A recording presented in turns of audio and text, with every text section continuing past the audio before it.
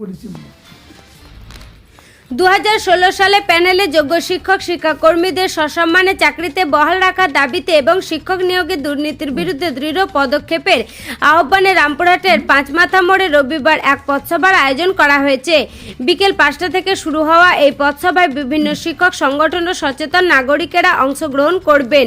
পথসভার মূল উদ্দেশ্য হল 2016 সালের যোগ্য প্রার্থীদের দ্রুত নিয়োগ প্রদান করা এবং নিয়োগ প্রক্রিয়া দুর্নীতিতে জড়িত ব্যক্তিদের বিরুদ্ধে দৃষ্টান্তমূলক শাস্তি নিশ্চিত করা। এক আন্দোলনকারী জানিয়েছেন, আমরা দীর্ঘদিন ধরে ন্যায় বিচারের অপেক্ষায় আছি। যারা যোগ্য তারা চাকরি পাচ্ছেন না, আর অন্যদিকে দুর্নীতির মাধ্যমে অযোগ্যরা নিয়োগ পাচ্ছে। আমরা চাই দোষীদের শাস্তি এবং যোগ্যদের চাকরিতে ফিরিয়ে আনা হোক। শিক্ষক শিক্ষাকর্মীদের প্রতি সংহতি জানাতে সাধারণ মানুষও এই প্রতিবাদে অংশ নেওয়ার আহ্বান জানিয়েছেন আয়োজকরা।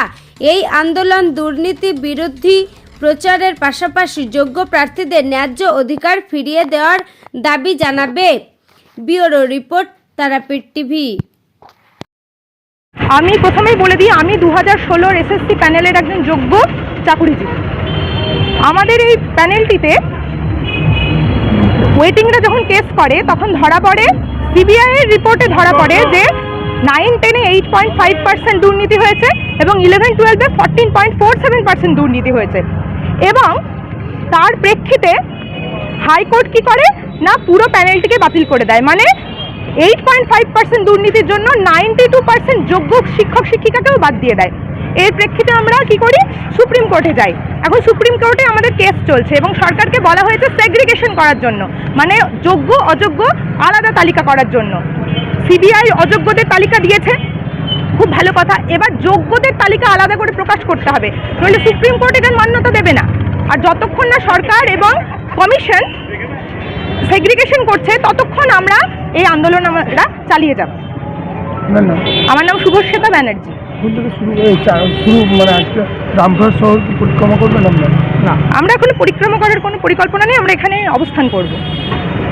নিখিলবঙ্গ শিক্ষক সমিতি রামপুরহাট মহকুমা শাখা, আজকে আপনারা জানেন যে 2016 সালের শিক্ষক নিয়োগের যে দুর্নীতি হয়েছিল, সেই দুর্নীতির কারণে যে মামলা হাইকোর্টে বিচারাধীন ছিল, সেই মামলার হাইকোর্টের পর্যবেক্ষণের পর সেই মামলা সুপ্রিম কোর্টে যায় এবং সুপ্রিম কোর্টে সরকার এবং মূলত এই শিক্ষকদের নিয়োগকর্তা এসএসসি দুর্নীতির কারণে যে প্যানেল তৈরি হয়েছিল দুর্নীতিগ্রস্তদের সঙ্গে নিয়ে, সেই দুর্নীতিগ্রস্তদের চিহ্নিত না করে এখনও পর্যন্ত সরকার যোগ্য এবং অযোগ্য শিক্ষকদের তালিকা যেহেতু চিহ্নিত করতে পারছে না, সে কারণে যোগ্য শিক্ষকদের নিয়োগ প্রক্রিয়া বা যোগ্য শিক্ষকদের এতদিন চাকরি করার পর তাদের চাকরি আজকে সংকটের মুখে পড়েছে।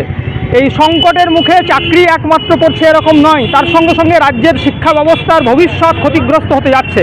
আমরা নিখিলবঙ্গ শিক্ষক সমিতি মনে করি যে যোগ্য শিক্ষক শিক্ষিকারা ওয়াই চ্যানেলে অবস্থান করছেন, তার সঙ্গে অসংখ্য শিক্ষক শিক্ষিকারা যারা দীর্ঘদিন ধরে রাজ্যের সাধারণ মানুষের শিক্ষা ব্যবস্থাকে রক্ষা করার জন্য তাদের শিক্ষা দানে ব্রতী ছিলেন, তাদের প্রত্যেকের যোগ্য শিক্ষকদের চাকরি থাক, এই দাবিতে আমরা নিখিলবঙ্গ শিক্ষক সমিতি যেমন সুপ্রিম কোর্টে গেছি, আমরা একই সঙ্গে গোটা পশ্চিমবঙ্গের বিভিন্ন জায়গায় পথসভা সংগঠিত করছি, প্রতিবাদ আন্দোলন সংগঠিত করছি।